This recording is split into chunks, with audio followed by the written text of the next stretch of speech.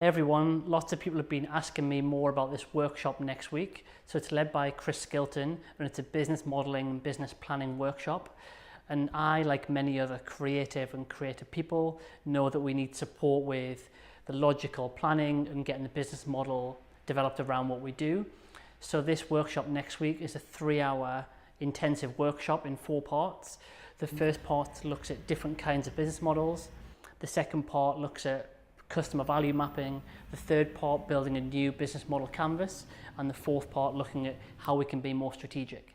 Now there's one thing Chris said, he was like, whatever stage you're at, please come to this workshop and imagine you don't have a plan, because we get stuck in patterns and rhythms of doing things how we do them, thinking that's the right way to do it. So if you are a creator, business owner, or just starting out, no matter where you are, please come. Chris is amazing. He's built businesses and he's taught this work for almost 10 years. So he's a tremendous practitioner to learn from, and we're so lucky to have him to do a Creators Club workshop.